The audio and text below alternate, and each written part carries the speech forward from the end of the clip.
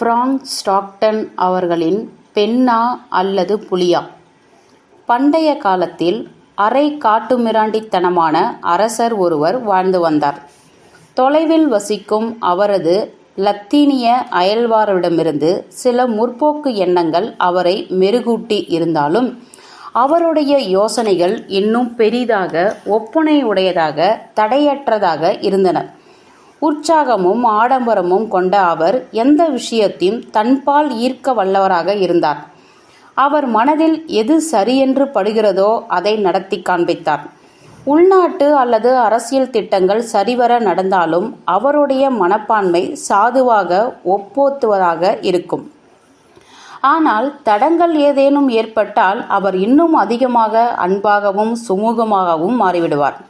ஏனென்றால் அவர் கோணலாக இருப்பதை நேர்கோடாக்குவதிலும் சீரற்றதை சீராக்குவதிலும் அதிக மகிழ்ச்சி அடைந்தார். அவருடைய மிருகத்தனமான எண்ணங்கள் இடைநிலை அடைய வழிவகுத்து அங்கிருக்கும் மக்கள் அரங்கம். அங்கேதான் ஒருவருடைய ஆண்மைத்தனத்தையும் மிருகத்தனமான வல்லமையும் சித்தரித்தவர்களினால் அவருடைய மக்களின் மனங்கள் பண்பட்டு தெளிவாகின. ஆனால் இங்கும் வளமிக்க காட்டுமிராண்டத்தனமான அரங்கம் தன் நிலையை உறுதிப்படுத்தியது. அந்த அரங்கம் சண்டையிட்டு இறக்கும் அடிமைகளின் கூக்குரலை கேட்பதற்கோ மதவாத சலசலப்புகளின் முடிவை காண்பதற்கோ அமைக்கப்படவில்லை. மக்களின் மன வலிமையை விரிவாக்குவதற்கும் வளர்ச்சி அடைவதற்கும் அது அமைக்கப்பட்டது. சுற்றிருக்கும் கலைக்காட்சி கூடமும் மர்மமான பெட்டகங்களும் இதுவரை பார்த்திராத பாதைகளும் கொண்ட இந்த பிரம்மாண்டமான திறந்தவெளி அரங்கம் ஒரு நடுநிலையான கவிதையாக இருந்தது. இங்கு பாகுபாடு இல்லாத முறையில் குற்றங்கள் தண்டிக்கப்பட்டு ஒழுக்கம் பாராட்டப்பட்டு வந்தன. அரசருக்கு ஆர்வமளிக்கும் வகையில் ஒரு குற்றவாளியின் குற்றம் முக்கியத்துவம் அளித்தால் ஒரு குறிப்பிட்ட தேதியில் அந்த அரங்கத்தில் அவனுடைய விதி நிர்ணயிக்கப்படும் என்று மக்களுக்கு பொது அறிவிப்பு விடுக்கப்படும். அரங்கத்தின் வடிவமைப்பு வேறு இடத்திலிருந்து வந்திருந்தாலும் அதன் நோக்கம் முற்றிலும் இந்த மனிதனின் மூளையிலிருந்துதான் வந்தது. தன் விருப்பத்திற்கிணங்க செயல்படும் ஒரு அரசன் அவனுடைய காட்டுமிராண்டித்தனத்தை மற்ற மனித எண்ணங்களில் திணித்து அதை வளர்க்க முற்பட்டவன். அனைத்து மக்களும் அரங்கத்தில் ஒன்று சேர்ந்த பின் அரசன் தன் சிம்மாசனத்தில் அமர்ந்து சைகை காண்பித்தவுடன் கீழே ஒரு கதவு திறந்து குற்றவாளி அரங்கினுள் நுழைவான். அவனுக்கு நேர் எதிரே ஒரே மாதிரியாக 2 கதவுகள் இருக்கும். அதில் ஏதாவது ஒரு கதவை திறக்கும் உரிமை அந்த குற்றவாளிக்கு உண்டு. அவனுக்கு விருப்பப்பட்ட கதவை திறக்கலாம். எந்த ஒரு விதிவிலக்கும் இல்லாமல் அவனுக்கு கிடைக்கும் சந்தர்ப்பம். ஒரு கதவிலிருந்து பசியுடன் ஒரு கொடுமையான புலி வெளிவந்து அவன் மேல் பாய்ந்து அவனை கிழித்துவிடும். இதுதான் அவனுக்கு கிடைக்கும் தண்டனை. இது நடந்தவுடன் சோக ஒளியுடன் மணிகள் அடிக்கப்படும். துக்கம் மிகுந்து அழுகையுடன் அங்கு குழுமியிருந்த மக்கள் இப்படி ஒரு இளம் அல்லது வயதான மனிதனுக்கு இந்த நிலை ஏற்பட்டுவிட்டதே என்று ஓலமிட்டபடி அவரவர் வீட்டை நோக்கி செல்வார்கள்.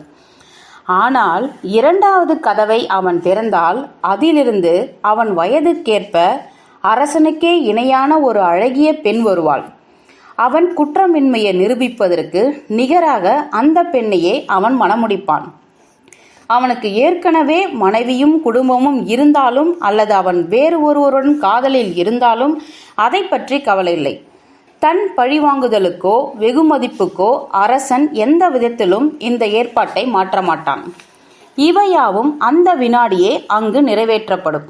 அரசன் அமர்ந்திருக்கும் இடத்திற்கு கீழே இன்னும் ஒரு கதவு திறந்து அதிலிருந்து ஒரு பூசாரியும் பாடிக்கொண்டும் ஆடிக்கொண்டும் ஊதுகுழலை ஊதிக்கொண்டும் ஆண்களும் பெண்களும் மணமக்கள் அருகில் வருவார்கள். இவ்வாறாக அவர்கள் திருமணம் நடக்கும்.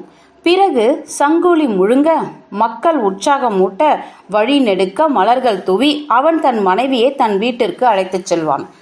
இதுதான் அரை காட்டுமிராண்டியான அரசனின் நீதி வழங்கும் முறை. அதன் நிலை தெளிவானது. குற்றவாளிக்கு எந்த கதவிலிருந்து பெண் வருவாள் என்று தெரியாது. அவன் மனதிற்கேற்றபடி ஒரு கதவை திறப்பான். இருப்போமா அல்லது இறப்போமா என்று தெரியாமல் சில சமயம் புலி மறு கதவிலிருந்தும் வரலாம். நீதிமன்றத்தின் தீர்வு பாரபட்சமாக மட்டுமல்லாமல் உறுதியாகவும் இருந்தன. பிடித்தோ பிடிக்காமலோ அவன் குற்றம் நிரூபிக்கப்பட்டது அல்லது அவனுக்கு பரிசளிக்கப்பட்டது. அரசனின் நீதியிலிருந்து எவராலும் தப்பிக்க முடியாது. இந்த கூடம் மிகவும் புகழ்பெற்றதாக இருந்தது. குறிப்பிட்ட தேதியில் மக்கள் அங்கு கூடும்போது தாங்கள் இறப்பை பார்ப்போமா அல்லது வேடிக்கையான திருமணத்தை பார்ப்போமா என்று தெரியாது. இந்த ஐயப்பாடுதான் அன்றைய தினத்தை சுவாரஸ்யமாக்கியது. மக்களோ இது நியாயமற்றது என்று நினைக்காமல் மகிழ்வுடன் இருந்தார்கள். ஏனென்றால் குற்றவாளியின் விதியை அவனே நிர்ணயிப்பான் அல்லவா. அதை காட்டுமிராண்டி அரசனுக்கு அவனை போன்றே ஆர்வமாகவும் அதிகாரத்துடனும் ஒரு அழகான மகள் இருந்தாள். அவள் அரசனின் கண்மணியாகவும் அரசனின் அன்பை பெற்றவளாகவும் இருந்தாள். அரசனின் வேலையாட்களில் ஒரு வீரமான வாலிபன் இருந்தான். அரசகுமாரிக்கு அவனை மிகவும் பிடித்தது. வீரத்திலும் அழகிலும் ராஜ்யத்திலும் முதன்மையாக இருந்த அவனை அவள் மிகவும் விரும்பினாள். இந்த காதல் சில மாதங்கள் தொடர்ந்தது. அரசன் அதை பற்றி அறியும் வரை அரசன் தன் கடமையிலிருந்து தவறாமல் அந்த இளைஞனை சிறையில் அடைத்தான். அரங்கில் அவனது விதி நிர்ணயிக்கப்படும் நாளும் குறித்தாகிவிட்டது. இது ஒரு முக்கியமான நிகழ்வு.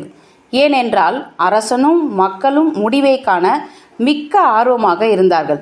இதுபோல் நடந்ததே இல்லை. ஒரு அரச குமாரியை காதலிக்க எவருக்கும் தைரியமில்லை. இந்த காலத்தில் இதுபோல் நிகழ்வுகள் சாதாரணமாக நடக்கின்றன. ஆனால் அக்காலத்தில் இது ஒரு புதுமையானதும் அதிர்ச்சி ஊட்டுவதுமாக இருந்தது. ராஜ்யத்தில் இருக்கும் மிகவும் பயங்கரமான மற்றும் கொடூரமான புலியை அங்கிருக்கும் புலி குகைகளில் தேடினார்கள். அதே சமயம் அழகான பெண்ணையும் தேடினார்கள். நிச்சயமாக அந்த வாலிபன் செய்த குற்றத்தை எல்லோரும் அறிந்தனர். அரசகுமாரியை காதலித்தான். இருவரும் அதே மறக்கவும் இல்லை. ஆனால் அரசன் தனக்கு மனநிறைவு கொடுக்கும் இந்த நிகழ்வு எக்காரணம் கொண்டும் தடைபடாமல் இருக்க வேண்டும் என்று எண்ணினான். எந்த முடிவு வந்தாலும் இளைஞன் அகற்றப்படுவான். அரசனும் அந்த இளைஞன் அரசகுமாரியை விரும்பியது சரியா தவறா என்ற நினைப்பில் ஒரு விதமான கிளர்ச்சியுடன் இருந்தான். குறித்த நாளும் வந்தது. வெகு தொலைவிலிருந்து மக்கள் வரத் தொடங்கினார்கள். அரங்கு நிரம்பி வழிந்த நிலையில் மக்கள் அதன் வெளி சுவர்களை ஒட்டி நின்றார்கள். அரசனும் அவர் ஆட்களும் அவரவர் இடத்தில் அமர்ந்திருந்தார்கள். அந்த விதிப்பட்ட கதவுகளை நோக்கி ஒரே உருவம் கொண்ட கால இறுதி கதவுகள் தயாரான நிலையில் சைகை கொடுக்கப்பட்டது. சிம்மாசனத்திற்கு கீழே இருந்த கதவு திறந்தது. அரசகுமாரியின் காதலனும் உள்ளே நுழைந்தான். அழகான உருவம் உடையவனை கண்ட மக்கள் வியப்புடனும் கவலையுடனும் பார்த்தார்கள். பலருக்கு அத்தகைய அழகான ஆண்மகன் அவர்கள் நடுவில் இருந்ததே தெரியாது. அரசகுமாரி இவனை விரும்பியதில் வியப்பே இல்லை. அவன் இங்கு இருப்பது சோகமானது. உள்ளே நுழைந்ததும் வழக்கப்படி அவன் அரசனை வணங்கினான். ஆனால் அவன் அரசனை பற்றி நினைக்கவில்லை. அவன் பார்வை அரசன் அருகில் அமர்ந்திருந்த அரசகுமாரியை குறிவைத்தது. அவளுள் இருக்கும் காட்டு மிராண்டித்தனம்தான் அவளை இங்கே அமரும்படி செய்திருக்கிறது. ஆனால் அவளின் ஆர்வம் இந்த நிகழ்வை பார்க்காமல் இருக்கவும் அனுமதித்திருக்காது. இளைஞனின் விதி தீர்மானிக்கும் நாள் குறித்ததிலிருந்து அவள் இந்த தருணத்தை ஆவலுடன் எதிர்பார்த்திருந்தாள். அதிக செல்வாக்கும் சக்தியுள்ள குணமும் இருக்கும் அவள் இந்த நிகழ்வில் ஆர்வம் அதிகம் இருந்ததால் அந்த கதவுகளின் பின்னால் இருக்கும் இரகசியத்தை அறிந்திருந்தால் எந்தெந்த கதவுகளின் பின்னால் புலியும் பெண்ணும் இருப்பார்கள் என்று அவளுக்கு தெரிந்திருந்தது. பெரிதும் கனமான தோள்களால் பாதுகாக்கப்பட்ட கதவுகளின் வழியே எந்த சப்தமும் வெளிவர முடியாது. தங்கமும் ஒரு பெண்ணின் உறுதியும் அந்த இரகசியத்தை அவளுக்கு கிடைக்க வைத்தது. கதவு திறந்தவுடன் வெளியே வந்த காத்திருக்கும் அந்த பிரகாசமான நாணமுள்ள பெண் எந்த கதவிற்கு பின்னால் இருக்கிறாள் என்பது மட்டுமல்ல, அவள் யார் என்றும் அரசகுமாரிக்கு தெரியும். ராஜசபையில் இருப்பதாலேயே மிகவும் அழகான வசீகரமான பெண் அவள். இளைஞன் குற்றமற்றவன் என்று நிரூபிக்கப்பட்டால் அவனை மணக்க காத்திருக்கும் அந்த பெண்ணை அரசகுமாரி வெறுத்தாள். ராஜசபையில் பல முறை அந்த பெண் தன் காதலனை மறைமுகமாக பார்த்திருந்ததை அவள் அறிவாள். அவனும் அந்த பார்வைகளை அங்கீகரித்தது போல இருந்தது. அவ்வப்பொழுது அவர்கள் இருவரும் பேசுவதையும் பார்த்திருக்கிறாள். சில நொடிகளே ஆனாலும் அந்த இடைவேளையில் எவ்வளவு பேச முடியும்? அவை முக்கியமில்லாதவனாகவும் இருக்கலாம். ஆனால் அவளுக்கு எப்படி தெரியும்? அந்த பெண் அழகானவள். ஆனால் தன் காதலனை பார்வையிட்டு இருக்கிறாள். அவளுள் இருந்த அந்த வம்சவாளியான காட்டுமிராண்டித்தனமானது கதவிற்கு பின்னால் இருக்கும் அந்த பெண்ணை வெறுத்தது. அவள் காதலன் அவளை நோக்கியபோது, அவர்கள் கண்கள் ஒன்றோடு ஒன்று இணைந்தபோது, எந்த கதவின் பின்னால் புலியும் அந்த பெண்ணும் இருக்கிறார்கள் என்று அவளுக்கு தெரியும் என்பதை அவனால் யூகிக்க முடிந்தது. அவள் அறிந்து கொள்வது என்பதை அவன் எதிர்பார்த்தான். அவளுடைய தன்மையை அவன் அறிவான். எந்த நிமிடமும் அவள் அந்த இரகசியத்தை அரசனிடம் கூட சொல்லிவிட முடியும். அவனுடைய ஒரே நம்பிக்கை அந்த இரகசியத்தை கட்டாயமாக அவனால் தெரிந்து கொள்ள முடியும் என்பது. அதுதான் நடந்தது. கவலையுற்ற ஒரு அவசர பார்வையில் எந்த கதவு என்று கேட்டான். அங்கிருந்து அவன் அதை சப்தமாக சொல்லுவது போல இருந்தது அவளுக்கு.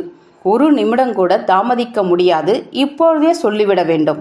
அவளது வலது கை அங்கிருந்து மெத்தை போட்ட கைப்பிடித்த சுவர் மேல் இருந்தது. மெதுவாக கையை தூக்கி வலது பக்கமாக கையசைத்தாள். அவள் காதலனை தவிர வேறு எவரும் அதை பார்க்கவில்லை. எல்லோருடைய கண்களும் அந்த அரங்கில் நின்றிருந்தவன் மேலேயே இருந்தது. அவன் திரும்பி வேகமான திடமான அடியுடன் நடக்க ஆரம்பித்தான். ஒவ்வொரு இதயமும் அடித்து கொண்டது. ஒவ்வொரு மூச்சும் நின்றது. ஒவ்வொரு கண்ணும் அவனையே உற்று பார்த்து கொண்டிருந்தன. சிறிதும் தாமதிக்காமல் அவன் வலது பக்க கதவை திறந்தான். இப்பொழுது இந்த கதையின் சாராம்சம், அந்த கதவின் வழியாக புலி வந்ததா அல்ல பெண் வந்தாளா? இந்த கேள்வியை அதிகமாக யோசித்தால் பதிலும் அத்தனை கடினமாக இருக்கும். மனித இருதயம் உணர்ச்சிகளின் பிரம்மையில் நம்மை கொண்டு செல்லும்போது சரியான வழியை தேர்ந்தெடுப்பது கஷ்டமாக இருக்கும். வாசகர்களே, யோசிங்கள். அந்த சூடான இரத்தம் கொண்ட அரை காட்டுமிராண்டியுமான அரசகுமாரி அந்த இளைஞனை இழந்துவிட்டாள். ஆனால் அவன் யாருக்கு சொந்தம்? எத்தனை இரவுகள் அவள் காதலனை புலி கொன்று விட்டதாக கனவு கண்டு பயத்தால் கண்களை மூடியிருக்கிறாள். அதேபோல எத்தனை முறை அவனை மறு கதவருகில் பார்த்திருக்கிறாள். அந்த அழகியை கண்டதும் தன் காதலை பெற்ற இன்பத்தை நினைத்து எத்தனை நாட்கள் தன் பற்களை கடித்து முடியை பீய்த்து கொண்டிருக்கிறாள்.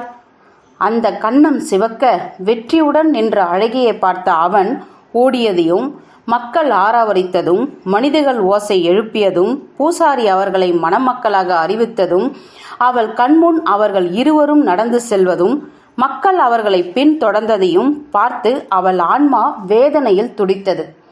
அவன் இறந்து போய் எதிர்காலத்தில் அவளுக்காக அந்த காட்டுமிராண்டி கூட்டத்தில் காத்திருந்தால் சிறப்பாக இருந்திருக்காதா?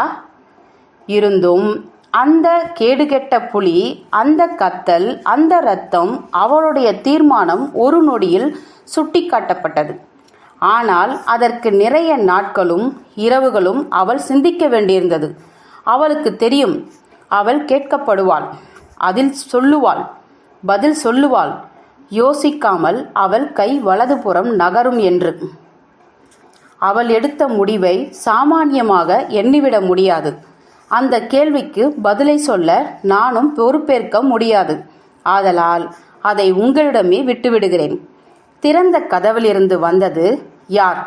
பெண்ணா அல்லது புலியா?